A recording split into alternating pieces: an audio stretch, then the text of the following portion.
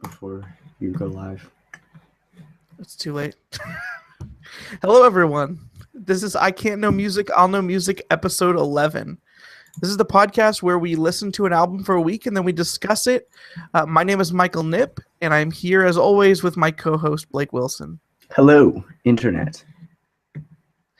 Yeah, so this week we listened to We Can't Dance by Genesis. So this, if I'm hearing things correctly, this might be the first time that we maybe disagree a little bit on our perspectives on the album, because I heard that you did not like it. I was not a huge fan of it.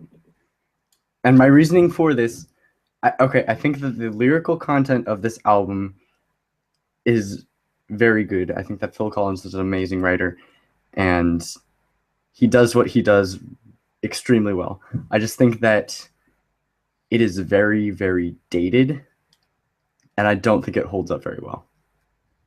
I wonder if, like, it's just a difference in our ages or whatever, because I do think it sounds dated, but I love the sound. Mm-hmm. Like, the melodies of some of these songs, like some of the ways it doesn't hold up, I actually dig. If I'm going to critique the album as a whole, I mentioned this on hashtag follow the conversation, another podcast on theculturefrompeople.com last night. I think the number one most problematic thing about this album is that it reminds me of a Peter Jackson film, and the fact that some of these songs are so long. Yeah, the second track is what, like 10 minutes long? Like, yes, I wrote down, yes, the third track. Yeah, I wrote down the lengths of the worst of these. Mm-hmm. I like a lot of what this album has to offer, but some of these songs do not justify the length that they are. The first song is 6 minutes long, and it's like a kind of a catchy random pop song that should be no more than 3 minutes and 20 seconds. Mm-hmm. Yeah, that's double the length it should be. I think that was part of another problem that I was having with the album. Not necessarily, yeah. Again, with the fact that it's not the lyrical content that is annoying. It's that I couldn't listen to this album. When I started doing my notes and stuff, I tended to enjoy the album when I was just like, just reading through the lyrics and seeing what they said. But I don't think I listened to this album all the way through once. I don't know. I didn't mind as much. How much regular, like, Phil Collins solo stuff do you know? Pretty much the Tarzan soundtrack. Okay, so I am a weird, like, for a podcast that is about listening to albums and enjoying albums, it's a little bit different because I actually don't know any regular Phil Collins solo albums, but I've listened to his best of album like a million times, and I like every song like on his best of album. So I know the things I like about Phil Collins, which is mostly, I think he has very different melodies than sometimes that I'm used to. And I really, really, really, really like his voice and the way that it sounds. And even when he's kind of yelling, it's got this smooth quality to it. And like, those are the things I like about Phil Collins. A lot of those are here, but when they get on these like giant instrumental things that I'm guessing was just, I mean, this was supposed to be, I think, like a pop rock band, in the 80s and 90s. Mm-hmm. And I just think that stuff doesn't necessarily hold up as well. But I see the things that I like in Phil Collins in these tracks. It reminds me a little bit of the first David Bowie album, a little bit, where you could see the things that would make Bowie better in his first album, even if it wasn't as good, and I enjoyed it for that. And this is only their second album, right? It's their second or third. It's I don't really remember. Yeah, I don't remember. Okay. It's his discography. But did you have, like, I didn't write down the singles on this album. I should have. I didn't either. I'll look them up. So the weird thing about the Genesis band is that it's been multiple different people for, like, evidently their first album was 1969, and then 97 was their last album. We Can't Dance was their second to last album. But like Phil Collins was not part of it the whole time. They've had different lead singers. Like, it's almost like a band that just It's a band that the vibe that I'm listening to, a lot of people don't necessarily take them super seriously because. Whoa. Okay, this album had 6 singles, which is like half the tracks. Okay, the first one is No Son of Mine, which is the first song of the album, followed by I Can't Dance, Hold My Heart, Jesus Knows Me, Never a Time, and Tell Me Why, which I don't think I would really have all of those as singles. No, there's a couple I would. I Can't Dance is a song that I really like. That's that's the only song. Yeah, that's the only song I knew coming into this album. I heard it on satellite radio, and I really liked it. Some of these, I don't know. The thing is, they're so long. Some of these just don't work, and maybe with radio edits, they'd actually be better. But it's hard to tell if you. The entire length of this one album is 71 minutes and 30 seconds, so over an hour long. Which means that it's over. It's more than double the length of like the, what's that album Devo album? Yeah. It's like double the length of the Devo album we did a couple weeks ago. I don't know. So we'll start. Well, let's just go. We usually go track by track. We'll talk about each song individually. We wrote down notes. The first song is, like you mentioned, is called "No Son of Mine." It's 6 minutes long. What did you write down for this? All right. Yeah. So this song is has a pretty good like build up opening. I think it's a pretty good choice for a first song, but it depicts this kind of abusive household that a protagonist, which is apparently not Phil Collins or whoever the writer is, runs away from, and then later has a conversation with his father, where his father is denouncing him as his son, hence the title "No Son of Mine."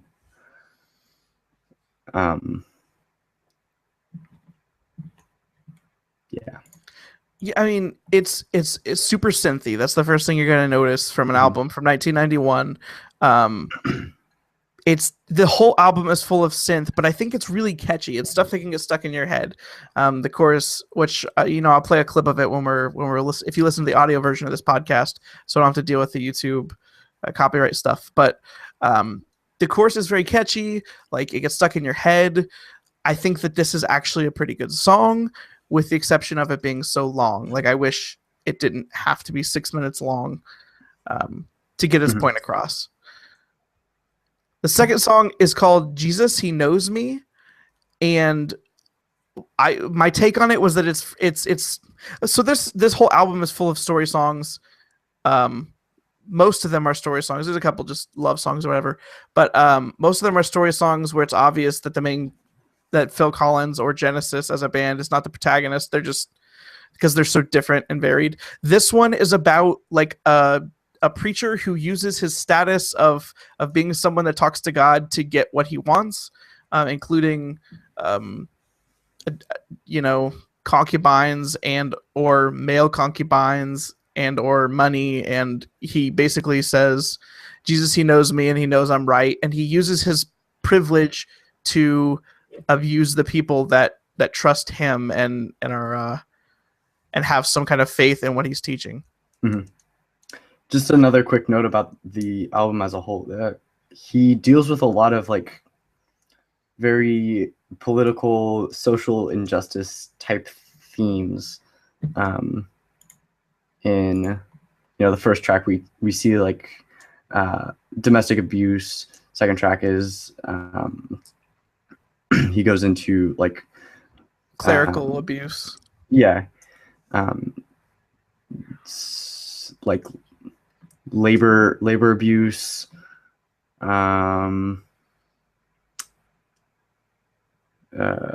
He has a couple songs about poverty.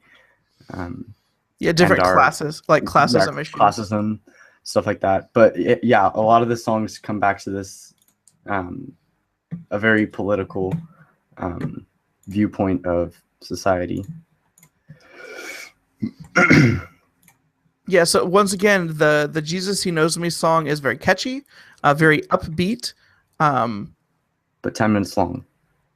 but 10 minutes long. Like the thing is, I listened to this album. This is an album I listened to a lot of times. I would have it playing in the background a lot of times, and it was just really weird because you would be like, this is still the same song? Yeah. Like, he's not actually adding that many new lyrics. Like, none of these songs have a ridiculous amount of lyrics. There's just so much instrumental breakdown when there doesn't need to be. They keep the lyrics really short, so like it ends up having a whole lot of verses, and the choruses are generally like, 4 lines. The verses themselves aren't that long either, so you end up, there's a lot of stuff there, but at the same time it's really not that much. Like, you could probably be combining a lot of this stuff and making it a way shorter song just by not having to repeat the chorus the 6 times in between every single verse. That's 3 lines long. But yeah, another great example of a song being too long is the next song, which is called Driving the Last Spike.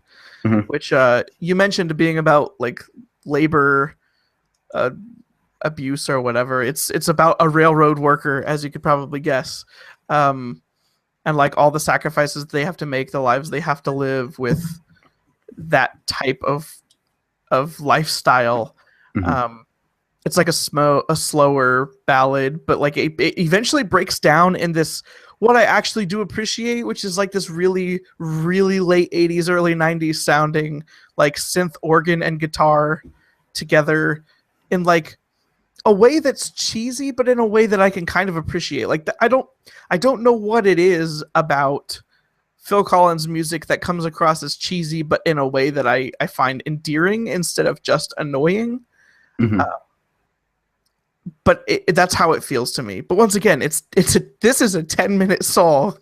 Like, I can't think of any other 10-minute songs that I actually like. Even the Relient K song Deathbed is entirely too long. Like, the instrumental breakdown of that song does not deserve it. Songs that are like 5 minutes long even have, like, Bohemian Rhapsody deserves its 5 minutes. Songs like Freebird have really cool guitar solos. This song has a lot of it's like, I think it's like they think that they're kind of like some kind of prog rock where they're like building this atmosphere for the things that they're saying, and maybe it worked better in like 1991, but it doesn't. The atmosphere that they're building with the lyrics that they're saying don't actually paint a cohesive picture for the most part on these guys.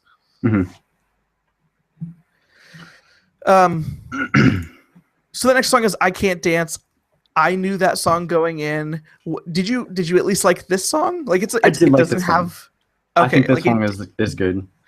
It's a short song. It's like bluesy and poppy, and I could appreciate the kind of cheesiness of their overuse of the synthesizer, and stuff like that in this one.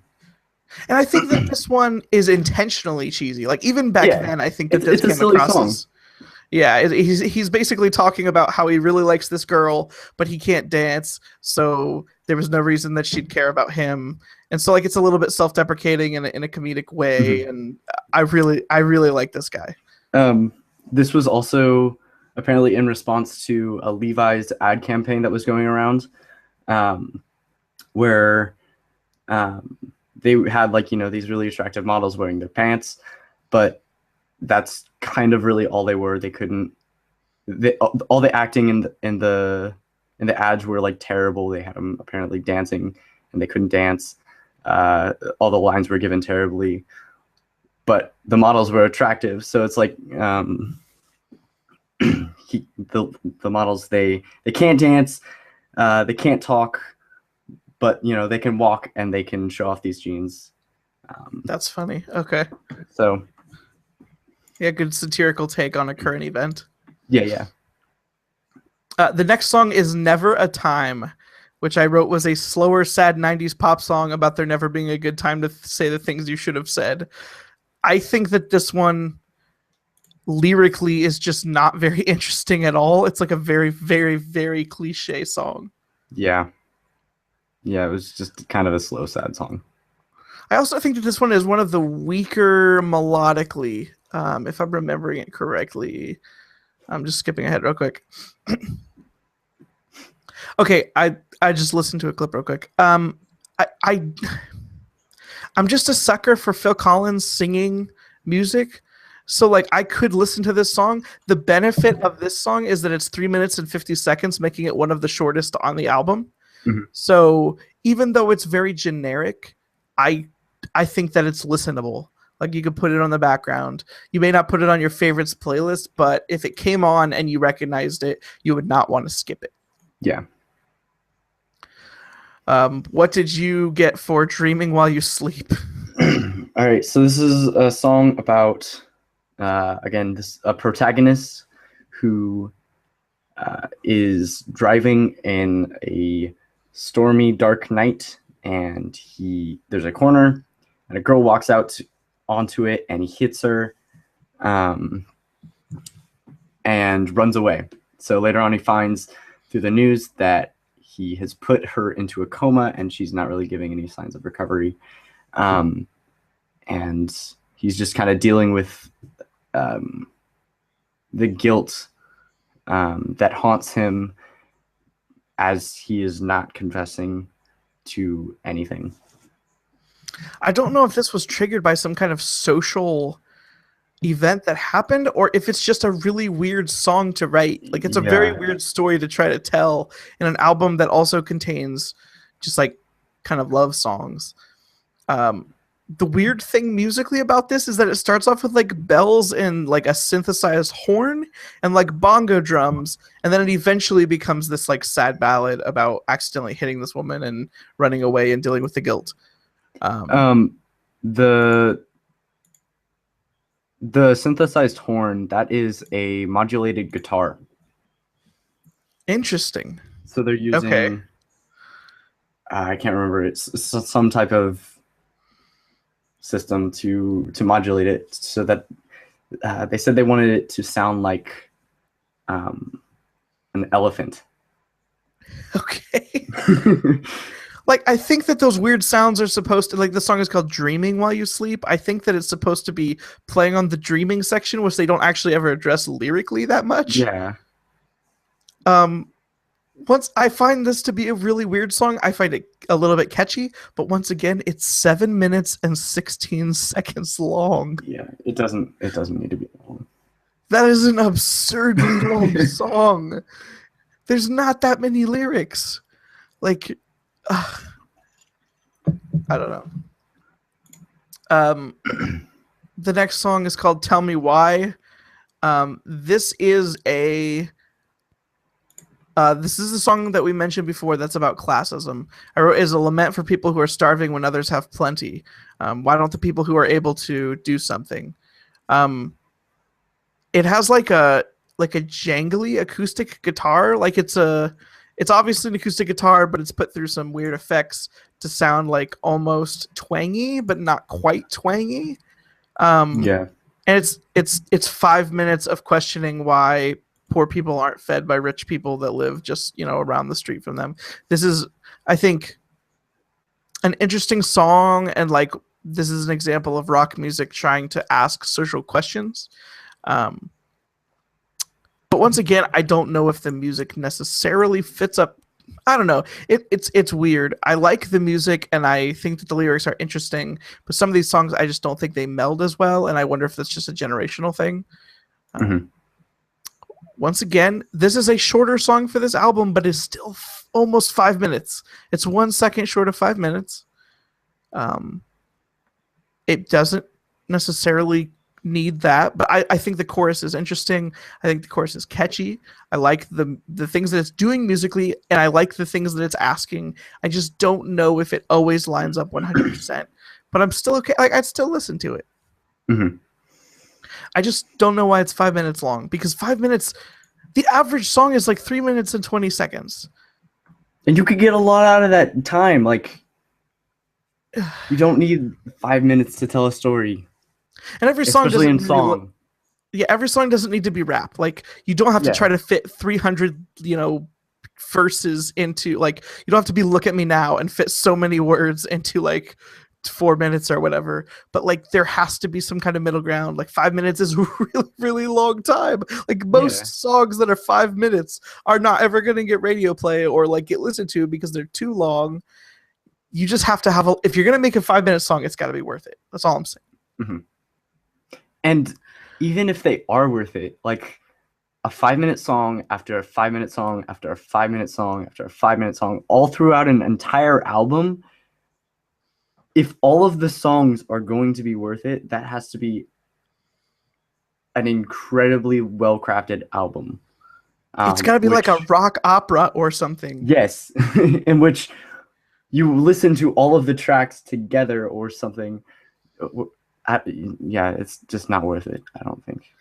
Even our two of our favorite albums that we've done on the show, which are concept albums, which do tell a story, like The Black Parade or Pink Floyd's The Wall, don't have, I think like The Wall might have a 5-minute track or two, but like some of those tracks are also like 40 seconds long because they don't need 5-minute songs after 5-minute song to try to tell an actual story versus these, which are not necessarily doing a good job. And if you need like more than 5 minutes to tell a story, you could also split a track into 2 different songs, like the Queen one, We Will Rock You and We Are the Champions. It's essentially, it's a continuation of one story, but they split it down the middle so that you aren't left with this giant track that you have to listen to. Like, I think there are a lot of ways to get around the length of these these songs, and they're not really doing any of them. Yeah, the thing is, I still like it. Like, I'm being so negative, I realize, but my main critique is just they're so long. I think everyone should listen to this album at least one time and pay enough attention to realize how cool Phil Collins is, and then maybe like make a sandwich for like the last 3 minutes of most of these songs and like have it on in the background so like you can hear if something cool happens, but don't necessarily pay attention the whole time because a lot of times they won't be singing or they'll just be repeating. I don't know. I think it's worth hearing. It's not. I think a good way to listen to these songs, which is how I took the notes, you listen to about the first 2 verses and then you just read the rest of the lyrics. And if you're down with what's playing, listen to it. If you're not down, maybe just skip it. Yeah, because like lyrically, all these songs are fairly good. It's just they're really long, and they take a whole lot of time. Musically, they're special, but like it's a long time. It's a long time. They're not that special. Yeah. The next song is called "Living Forever." It's 5 minutes and 41 seconds long. Yep. I wrote that it's a critique. I actually wrote my first note my first note on this song says 5 minutes and 41 seconds. Really? Question mark. And it says a critique on the current health recommendations and standards constantly changing. Like how doctors are always telling you something different on what's good for you and what's not good for you and how it's always changing, and like how men are trying to live forever, but the end says it doesn't really matter, like he doesn't care, and then he asks, do you really want to live forever? Yep. But it's once again, it's 5 minutes 41 seconds long. So it's cool. I like the sound. I don't like the sound for that entire time period. What'd you write for Hold On to My Heart? Okay, so this song is, let's see, how long is it? It's 4 minutes and 36 seconds long. One of the short ones for this guy, but a long song by any other standard. Okay, yeah, so this song is, the protagonist is struggling with himself about taking like the next steps in a relationship in light of apparently the last one, which he was hurt in. So yeah, he's just kind of like struggling with that kind of stuff. I'm pulling He's up the having like an lyrics here. internal monologue with himself, saying like he's saying hold on my heart, like he's talking to his heart and he's saying hold on. He's trying to hide his emotions from the girl that is, I'm presumably, breaking up with him or something. Yeah. But like it's obvious he wants to have a breakdown, but he doesn't want to have a breakdown right now. Yeah, and he wants to make sure like he's not going too fast and rushing through it. Maybe we need like a Taylor Swift rewrite of this song. No, she could just cover this song, but her cover would be like 3 minutes and 15 seconds. Just make it a bit faster. So yeah. Way of the World is the next song. This is kind of another one on classism, right?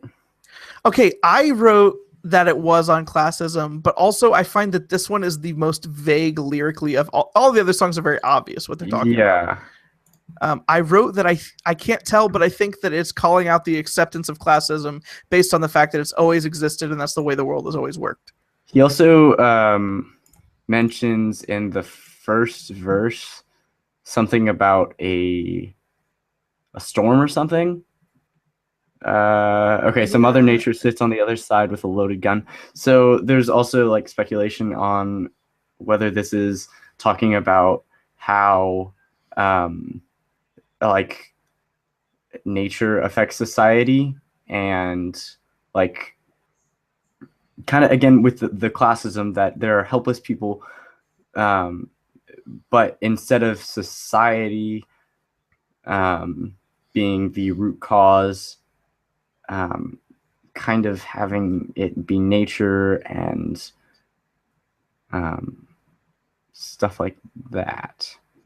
Yeah, but it's just so much. It's so weird because it's so much more vague than the rest of the everything. He's not explicit. It's got weird in really anything that he says. Yeah, there's a whole lot of metaphor. Yeah. Also, it is 5 minutes and 39 seconds long. Yes.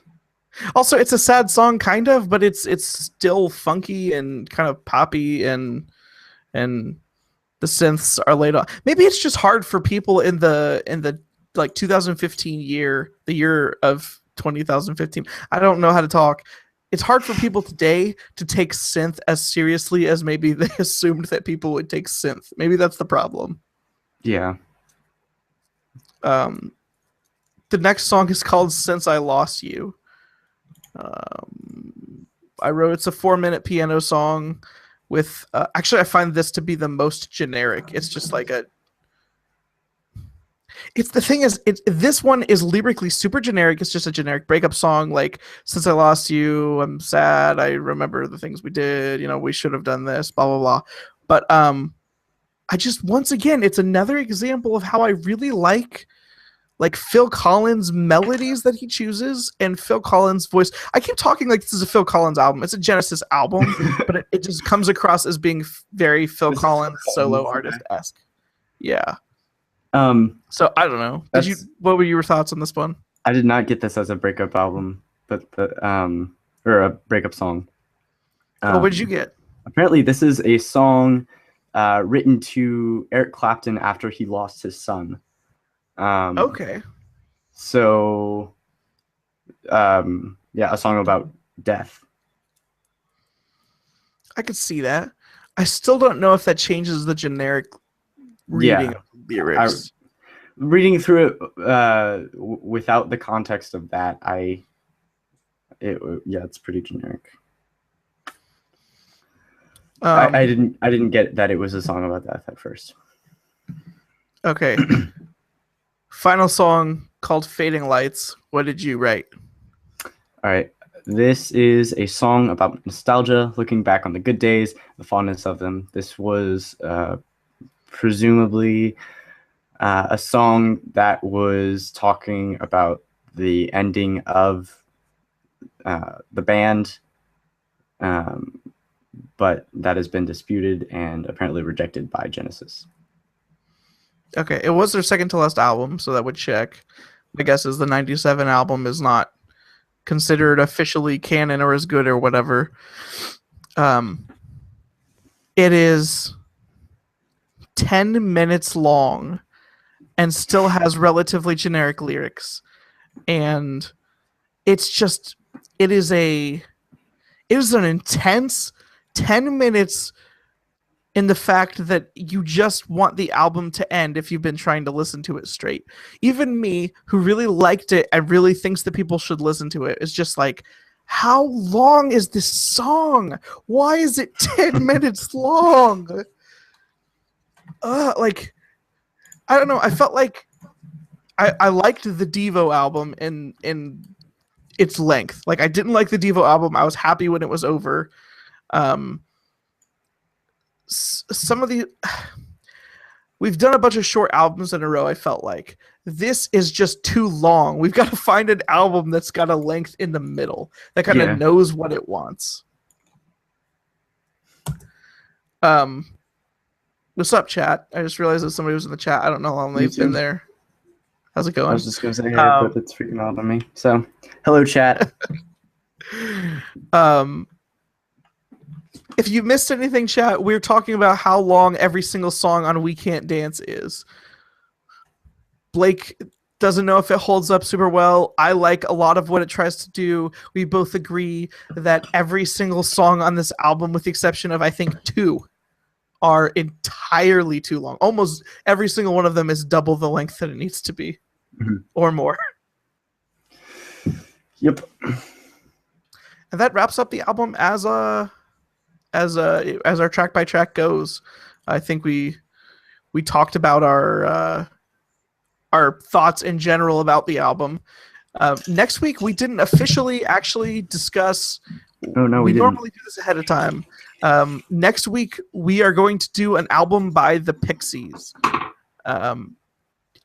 You pick one of them. Did you pick one of them? I don't remember if I asked you to. I need to figure out what they are again. I was listening to one this week. But I can't remember the name, and I think I want to do the other one because I haven't heard the other one. So, okay, so we're going to be listening to a Pixies album. I think it either came out like 89 or 87, which even though that's very similar to the year that this album came out, it meets our criteria of old versus new, which is basically before I was born or after I was born. If you're asking who the Pixies are, I don't know very much about them, except I know that basically there's a lot of people that hated Weezer when they came out because they said they were basically just the Pixies. Mm-hmm. Like, they thought they were too much of a copycat. Okay, this album that we are going to do is called Doolittle. It came out in 1989. That sounds fun. So yeah, we're going to be doing that. Let's see. Normal things we talk about. What else have... Okay, first, before we talk about the things that we've been listening to, right before the show, we both like the band Weezer, and you listened to Weezer's newest single, Thank God for Girls, which is now on Spotify. I purchased it yesterday on iTunes. What did you think about this song? This thing is so weird. I have no idea. I'm definitely going to have to listen to it again. I only listened to it once through, but I mean, just the opening lines. I've probably listened. It's so weird though. Like, yes, I've probably listened to this song, for no kidding, like close to 30 times since I purchased it yesterday. It sounds like They Might Be Giants wrote a song and gave it to Weezer, and they wrote all the music for edited it. Yeah, and they just put it together. It's so weird. But I love the sound so much. Like, it sounds so rad. Yeah. With the way that it's almost rappy, but also still pop rocky. Like, it's very if you're thinking in terms of Weezer, like Make Believe meets Hurley. Like, it's that kind of sound. I feel like this is also, I don't know, I might be completely wrong, but I feel like the previous album, if I remember correctly, they had a lot of what do you call it? Just not discussion, but a lot of fans thought that it was kind of sellouty. It was very generic sounding, not necessarily like Weezer. It's more. rocky. I don't It know. It wasn't seemed as a little rock. safe because they maybe tried to make it sound too much like Blue in a way that was like overproduced. I don't know. I Yeah. liked it. It I wasn't my definitely like the favorite. last album, but I feel Yeah. like a lot of people thought it was more not Weezer at its core. I feel like this might be a response to it, kind of going back to being super weird. The chat just asked why I would buy a Weezer single because Weezer is one of my favorite bands, and there was no other way to listen to that song, so I purchased it. So Rivers actually went to the lyrics site Genius and annotated notes really? on all of the lyrics. Yes. They're Dude, not that is so like, awesome. they're not informative. Okay, the thing is, I just don't understand what this song is actually fully about, and like it gets so like borderline to actually like weirdly blasphemous at the end that okay, I'm just gonna start reading lyrics. It starts off with the girl in the pastry shop with her net and her hair is making a cannoli for you to take you on a hiking trip in the woods with your bros that you've known since second grade, and you may encounter dragons and ruffians and be called upon to employ your testosterone in a battle for supremacy to access the females glued to the TV. And even if you are victorious, you may receive many cuts and bruises and scrapes, and you will require band-aids and antiseptic ointments and tender love and kisses on your stab wounds. But when you come home, she will be there waiting for you with a fire in her eyes and a big fat cannoli to shove in your mouth. And that's why you thank God for girls. And it's like, what? And that's not even the weirdest part. The weirdest part is where it talks about God taking a rib from Adam and putting it in a centrifuge machine to make, presumably to make Eve. And well, there's a lyric that says, well, Adam was like, woohoo, that really hurt, going off into the tundra. And he was so angry at God that the lyrics say he started lighting mighty forest fires, stealing osprey eggs, messing with the bees who were trying to pollinate with the echinacea, until God said he was going to smite him with loneliness and break his heart in two. And Adam wept and wailed, tearing at his hair, falling on his knees, looked in the sky, and said, thank God. And I don't understand. It's so weird. It's a weird song, but it's so rad. Don't ask me why. Why would I not buy this single?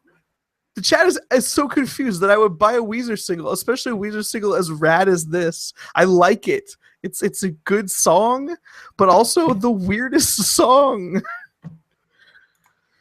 I don't know. I would listen to an album of music that sounded like this. I would like said album. Speaking of weird music, I believe They Might Be Giants is putting out an album pretty soon, within the year. Didn't They Might Be Giants already put out an album this year? They put out albums every about 2 years. They put one out last year, I believe. Did they put two out last year? No. I'm thinking everyone's putting out albums. That's why I'm so confused. I'll check. I'm pretty sure they put one out last year. Okay, I might be confusing They Might Be Giants with some other band that I don't know. In the meantime, other things that I've been listening to, I don't know. Not a ton. I listened to this album quite a bit, and then I had some family stuff come up, and then schedules got moved around. I haven't been listening to too much other music other than just re-listening to some playlists and stuff. What have you been digging? A lot of random stuff that's been in my Oh, they did put out an album this year. Huh. I thought you told me about it. Yeah, it came out earlier this summer. That is really weird. I'll have to check it out, what the new one is, and if it actually is coming out this year, because it might be coming out later. I know that Five Iron is putting out a B-side album next month, which I'm a little bit excited for. Anyways, all right, what I've been listening to. In total, not too much. Over the hiatus, I got into this band called Gorillaz, which Nice. They are. All right, first off, I really dig like weird kind of not necessarily concept bands, but novelty bands, for I guess you would say. Was their thing was that they were like digital, right? Yeah. So like they're they cartoon. There's the cartoon characters. Yeah, and they have like this whole storyline that they go on through the albums, and their music videos are their story going through their entire storyline. So, anyways, I got into that a lot. I listened to all their stuff. I still don't know what their storyline is. Like, it's really kind of confusing, and there's apparently like a whole bunch of stuff that they did through like interviews and stuff like that. That I wasn't really able to get a hold of. Yeah, so like I kind of know what they are. What does their sound like though? I don't actually know what their music sounds like. They're kind of hip hoppy. Okay, they look like hip hop characters. They look kind of like those character homies that you used to be able to get out of the little like toy the canisters. Little quarter machines things. Yep. Yeah, they're fairly hip hoppy. A lot of their songs more than others. But poppy. They have one of the characters is like their drummer. He's a hip hop artist, but like when he joined the band, he joined like right after a bunch of his friends got shot, and they are incarnate in him. So they use that device to essentially bring almost any hip hop artist into a track. So instead of like their lead singer, yeah. So like since they don't have their main singer isn't a hip hop artist, but like whenever they want to bring someone in, they just oh, he's channeling this guy now, and he's channeling that guy for this song, and which I think is a kind of cool concept. And good way of working around, not having multiple characters or a single character being played by multiple people. But anyways, yeah, there's probably about 2 or 3 tracks on every CD that I really enjoy. But I enjoyed looking into that kind of stuff, kind of researching around it with it. But yeah, other than that, nothing much. Other than like single songs every here and there. Sweet. Oh, whoa! I just about dropped something. Well, I think that about wraps it up. So we get to the awkward part of the show where we ask, where can you, Blake, be discovered outside of this podcast? Nowhere. You don't exist. I don't exist. Like a phantom. Earlier this week, I posted something on my Facebook for the first time in like a couple of years. And you actually wrote it. It wasn't a share. I actually wrote it. It wasn't. No, it wasn't just about a paragraph. It was, yeah. So if you want to dig through my, week of shares and likes and stuff, you can hear about my Pokemon the Movie Dream at facebook.com/IamBlakeWilson. Oh, that's a good URL. Yeah. I was stuck with facebook.com/TheRealMichaelNip. You can also find me on twitter.com/MichaelNip. You can email the podcast any questions, comments, album suggestions, I don't know, anything you want to ask us at podcast@thecultureofmypeople.com. That's where we've got album requests before. We've got a couple random comments. The last album request we had was some crazy EDM thing that I listened to and I liked, but I don't remember what it was called. And I don't know. We need to start. I think, okay, here's the thing. I'm going to mention this now. That way, if you have a suggestion, you can email it in. So we're listening to the Pixies album next week, and then we're going to have to be listening to another album that came out after 1990. We don't have a lot of specific rules on the types of albums that we pick, but in general, we've been picking a lot of pop rock and punk rock lately. So if you have a suggestion of something that is a lot different from that, go ahead and email that. We'll take a look at it. Otherwise, we're just going to find some random, weird, crazy album, and you may be, I don't know, offended at the audacity of folk polka or something. Folk, is polka already folk in some way? I don't know. I believe so. I think it's like a subgenre. Danish, German folk. I don't know. Whatever. We'll find something weird for you.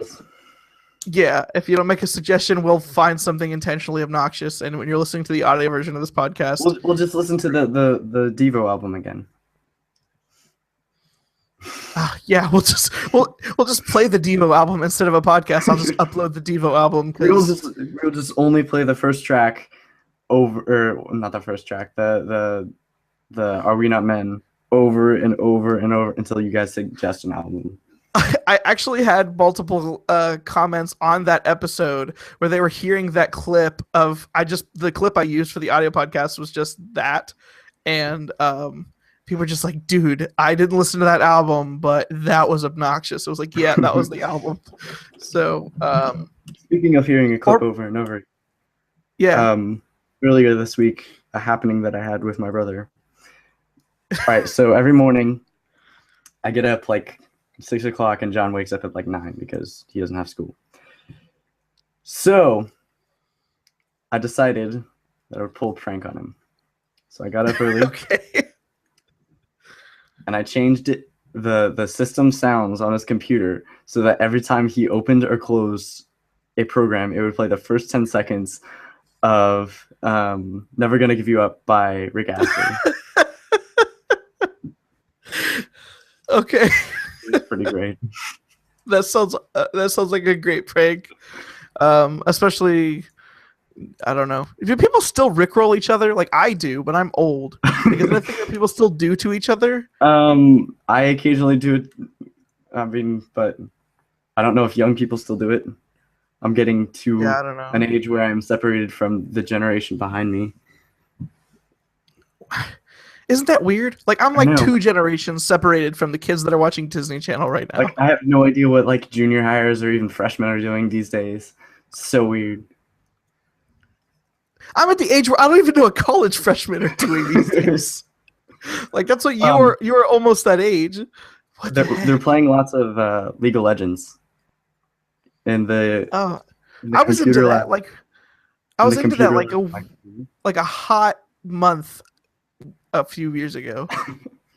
At the computer lab in my school, there's this one ring of computers where there are like, I don't know, like 6 machines just running League of Legends at like all the time.